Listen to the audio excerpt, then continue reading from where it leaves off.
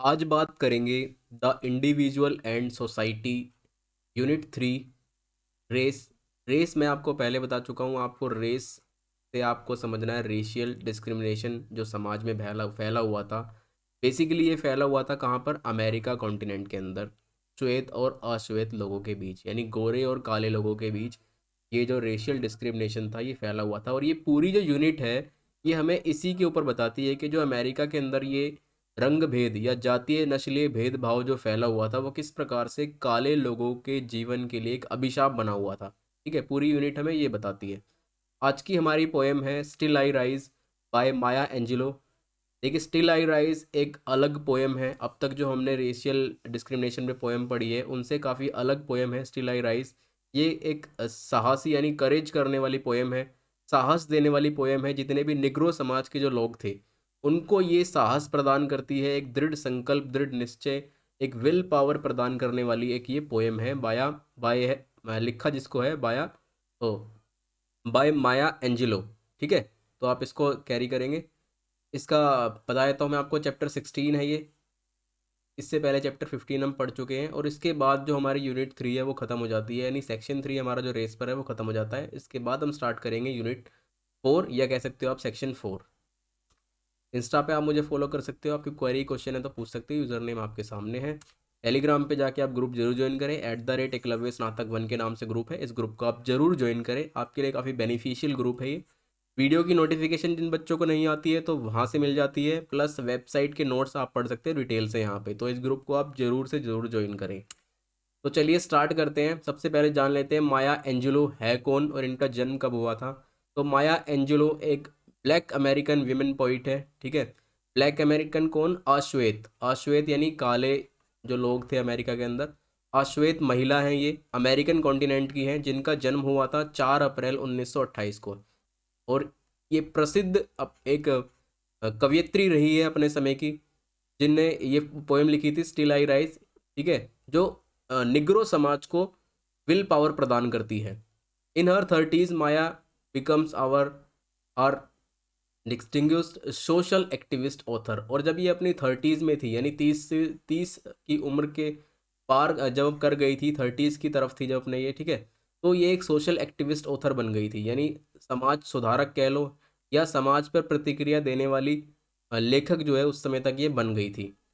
She also commitment to promote black civil rights strengthhood. और सब इसके साथ साथ इन्होंने जो काले लोग थे यानी अश्वेत जो लोग थे उनके अधिकारों की बात को अपने कलम के माध्यम से बताया।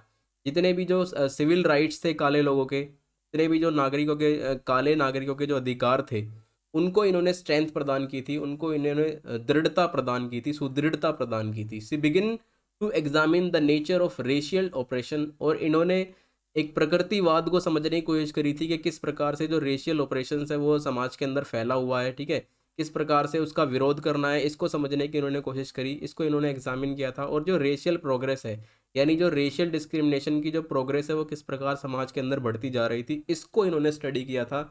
इसके बाद इन्होंने स्टडी किया था रेशियल इंटीग्रेशन को, कि किस प्रकार से इनका एकीकरण किया जा सकता है। ठीक है, तो इन सभी चीज़ों को इन्होंने डिटेल से एग्जामिन किया था और अपनी कविताओं के माध्यम से इन्होंने लड़ाई लड़ी थी जो अश्वेत लोग थे। ठीक है, उनके लिए इन्होंने एक लड़ाई लड़ी थी गोरे लोगों से।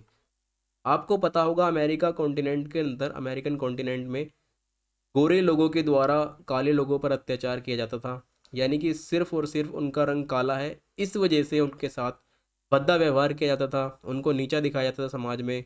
गोरे लोगों का वर्चस्व उस समय अमेरिका में ज़्यादा था, काले लोगों को नीचा दिखाया जाता था। तो इसके खिलाफ इन्होंने आवाज़ उठाई थी और काफ़ी पोएम इसके ऊपर लिखी, जिनमें से इनकी फेमस पोएम है still I rise. Still I rise एक करेज यानी साहस प्रदान करने वाली पोएम है निग्रो समाज को। Poem still I rise summary की बात करें तो पहला जो हमारा स्टैंजा है, जो फर्स्ट स्टैंजा है, वो हमें क्या बताता है कि किस प्रकार से निग्रो समाज के अंदर, निग्रो समाज को का जो विक्टिम था निग्रो समाज उस समय का, उसके पर जो शोषण हो रहा था, वो फर्स्ट स्टैंजा हमें बताता है कि रेशियल ग्रुप ऑफ कम्युनिटी किस प्रकार से डिवाइडेड था और किस प्रकार से उनका उनका एक्सप्लॉइटेशन हो रहा था, किस प्रकार से उनका शोषण हो रहा था। किसके आधार पर? सिर्फ उनके कलर के आधार पर। ठीक है, सिर्फ उनके कलर के आधार पर, रंग के आधार पर, क्योंकि उनका रंग काला है, इसकी वजह से उनके साथ समाज में भेदभाव जो है होता था, जो फर्स्ट स्टैंजा हमें बता रहा है वेस्टर्न सोसाइटी के अंदर। वेस्टर्न सोसाइटी कौन सी थी? जो अमेरिकन सोसाइटी जो थी, उसे हम पश्चिमी सभ्यता कह सकते हो आप इसको, ठीक है। तो पश्चिमी देशों के अंदर किस प्रकार से जो है काले लोगों के साथ भेदभाव होता था, पहला स्टैंजा हमें ये बताता है स्टिलाई राइज का। She use new image assets her spirit of survival. और इन्होंने जो है एक नई इमेज प्रदान की है, एक नए शब्दों को प्रदान किया है, एक नई स्पिरिट दी है जीवन जीने के लिए। किन्होंने?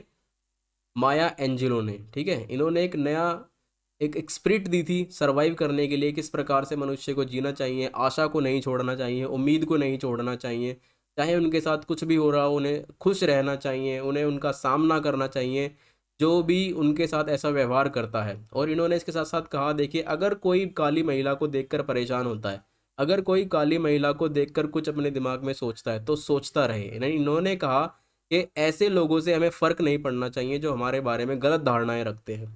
और अगर ऐसा करने से वो समाज खुश होता है या वो समाज परेशान होता है, तो कहीं ना कहीं ये एक विजेता माना जाता है वो समाज जो इसके प्रति ऐसी सोच रखता है, ठीक है।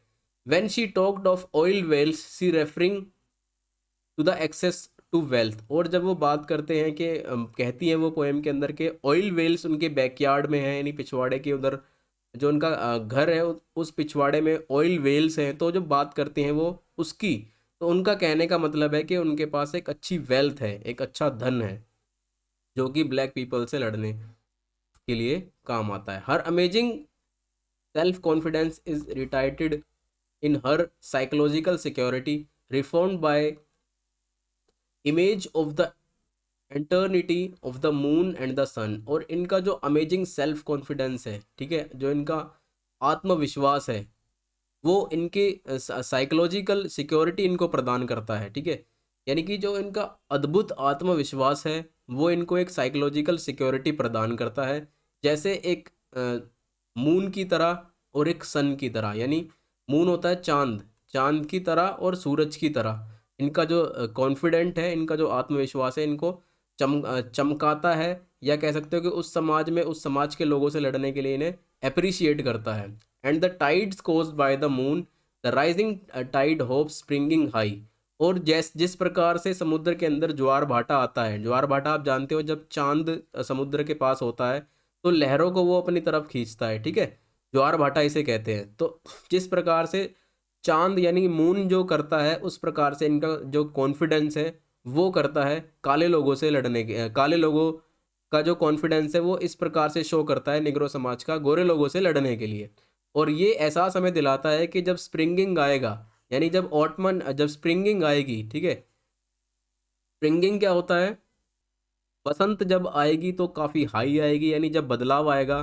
कहने का मतलब पोइट का ये है कि जब बदलाव आएगा तो बहुत अच्छा बदलाव आएगा, और एक समय ऐसा जरूर आएगा कि जब सब कुछ सारा समाज इक्वल होगा और इस प्रकार का जो रेशियल डिस्क्रिमिनेशन है वो समाज से निकल जाएगा। यहाँ पर स्प्रिंगिंग का मतलब यही है कि जब बसंत आएगा तो बहुत अच्छा आएगा, और हाई आएगा, अधिक आएगा, यानी बदलाव आएगा तो बहुत अच्छा आएगा। यहाँ पर कवि का कहने का मतलब ये है, she has gold mines in her backyard and the wealth represented by the oil wells and gold mines in not just a material. और जब ये कविता के अंदर बात करती है कि इनके बैकयार्ड के अंदर गोल्ड माइंस है, ठीक है, ऑयल वेल्स हैं, बैकयार्ड यानी घर के पिछवाड़े के अंदर इनके पास गोल्ड माइंस है या फिर ऑयल वेल्स हैं, तो इनका कहने का मतलब ये नहीं है कि मटेरियल से इसको आप कैरी ना करें, ऐसा नहीं है कि ये मटेरियल की बात करिए। It is an emotional and psychological resources to source of strength. और ये जब बात गोल्ड माइंस और ऑयल वेल्स की करते हैं तो ये एक इनको सपोर्ट प्रदान करता है, साइकोलॉजिकल भी, यानी मानसिक रूप से इनको स्वस्थ करता है, मानसिक रूप से एक स्ट्रेंथ प्रदान करता है, एक शक्ति प्रदान करता है गोरे लोगों से लड़ने के लिए, ठीक है। एक मानसिक रूप से और इमोशनल होता है, भावनात्मक रूप से इनको ये शक्ति प्रदान करने वाली वस्तुएं हैं जब ये गोल्ड माइंस की और ऑयल वेल्स की बात करते हैं। She then state that the entire society of black people has been the victim of racial discrimination. और ये कहती है कि जो पूरा समाज है, निग्रो समाज, वो इस रेशियल डिस्क्रिमिनेशन का विक्टिम रहा है, प्रताड़ित रहा है, उनके साथ भेदभाव हुआ है, उनके साथ गोरे लोगों ने उनको दबाया है। और 18वीं और 19वीं शताब्दी के दौरान खासकर ये सब चीज़ें ज़्यादातर हुई है काले लोगों के साथ। There has been a inhuman discrimination against the society of black people, यानी अमानवीय व्यवहार जो है काले लोगों के साथ हुआ है उस समय के समाज में, खास तौर से 18वीं और 19वीं शताब्दी के दौरान उन लोगों के साथ बहुत ज़्यादा अमानवीय व्यवहार हुआ। काले लोगों के साथ, जो अश्वेत लोग थे, उनके साथ अमानवीय व्यवहार जो है हुआ है। या ये कह सकते हो कि जो उनके पूर्वज रहे हैं उनके साथ काफ़ी ज़्यादा अमानवीय व्यवहार हुआ, जिसकी तकलीफ़ जो है पोइट को आज तक है। लेकिन पोइट फिर भी कहती है कि स्टिल आई राइज। इतना होने के बाद भी पोइट क्या कहती है कि कोई नहीं, मैं हूँ, मैं ज़िंदा हूँ, मैं ज़िंदा रहूँगी, मैं सामना करती रहूँगी। मेरा उनका कॉन्फिडेंट जो है उनकी पोइट के अंदर झलकता है कि उनका कॉन्फिडेंट बहुत ज़्यादा वो कॉन्फिडेंट है, वो आत्मविश्वास से भरी हुई हैं। उनका उनकी विल पावर इतनी ज़्यादा है कि वो समाज में किसी भी समस्या से लड़ सकती है। She said that those people abuse मी। अब ये कहती हैं पोएम में लास्ट में कि देखिए, जो लोग मुझसे नफ़रत करते हैं, जो लोग मुझे गालियाँ देते हैं, can see me with cruel eyes, और वो मुझे एक निर्दयी आँखों से मुझे देखते हैं, तो वो देखते रहें, but they cannot break to my confidence. जो लोग मुझे गालियाँ देते हैं, जो लोग मुझे नीचा दिखाना चाहते हैं, जो लोग एक क्रूअल यानी निर्दयी भरी नज़रों से मुझे देखते हैं, वो चाहते हैं कि मेरे शोल्डर डाउन रहे, मैं हमेशा नीचे देखती रहूं। जो लोग ये चाहते हैं, वो चाहते रहे, वो मेरे आत्मविश्वास को नहीं हरा सकते। ठीक है, वो मुझसे ये सब तो देख सकते हो मुझे, लेकिन वो मेरे अंदर के आत्मविश्वास को, मेरी मेरी विल पावर को, और मेरे डिटर्मिनेशन को, मेरे दृढ़ निश्चय को, मेरी विल पावर को चैलेंज नहीं कर सकते। यानी कि पोइट यहाँ पर एक वेरी हाई कॉन्फिडेंट पोइट है, और अपनी जो उसकी दृढ़ इच्छा शक्ति है उसको वो बिल्कुल हाई रखती है। वो कहती है कि मेरी दृढ़ इच्छा शक्ति से कोई मुझे झुका नहीं सकता। The poet compared her to the black ocean who does not care about those people who hate her and wanted to down her dreams and self confident। और पोइट जो है, जो कवियत्री है, वो अपनी तुलना एक ब्लैक ओशियन से करती है। ठीक है, एक ब्लैक ओशियन से अपनी तुलना करती है और कहती है जिस प्रकार से ब्लैक ओशियन किसी चीज़ की परवाह नहीं करता, उसी प्रकार से वो भी है उन लोगों की बिल्कुल परवाह नहीं करती जो उनसे नफरत करते हैं, जो उन्हें नीचा दिखाना चाहते हैं, जो उनका कॉन्फिडेंट नीचा करना चाहते हैं, जो उन्हें यह कह सकते हो कि समाज में जो उन्हें दबाना चाहते हैं, उन लोगों की वो बिल्कुल परवाह नहीं करती। वो बिल्कुल ब्लैक ओशियन की तरह है। इस पोएम के अंदर ये सब चीज़ें पोइट ने कही है। In the last poet use 7 times I rise I rise I rise. अब लास्ट में जब कवियत्री कविता को ख़त्म करती है लास्ट स्टैंजा के अंदर, तो वो 7 बार प्रयोग करती है I rise I rise I rise. This is reinforcement and reassertion of triumphant self the black poet. और ये जो 7 बार ये यूज़ करती है, इस आई rise I rise I rise, ये इनके दृढ़ संकल्प, इनकी सुदृढ़ता और इनकी विल पावर को शो करता है।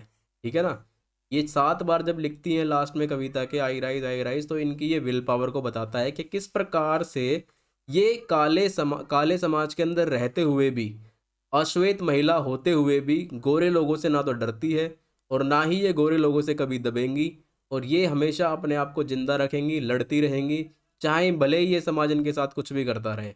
तो ये 7 लाइनें जब 7 बार ये लिखती हैं आई राइज, इसका मतलब ये है कि इनकी जो विल पावर है, इनका जो डिटर्मिनेशन है, इनका जो कॉन्फिडेंस है, वो बिल्कुल हाई है। तो यहाँ पर हमारी ये पोएम जो है वो ख़त्म हो जाती है। ये हमारी समरी थी इस पोएम की, स्टिल आई राइज की। इसके बाद मिलते हैं नेक्स्ट पोएम, या इसके बाद देखिए कवर करेंगे हम अपनी सेक्शन 4 को। यहाँ पर हमारी सेक्शन 3 ख़त्म हो जाती है, यानी रेशियल डिस्क्रिमिनेशन पे हमने जितनी पोएम पढ़नी थी हम पढ़ चुके हैं। इसके बाद हम स्टार्ट कर रहे हैं अपना नया सेक्शन, देखते हैं वो किस चीज़ पर है। तब तक के लिए आप वीडियो को लाइक कीजिए, चैनल को सब्सक्राइब कीजिए। धन्यवाद।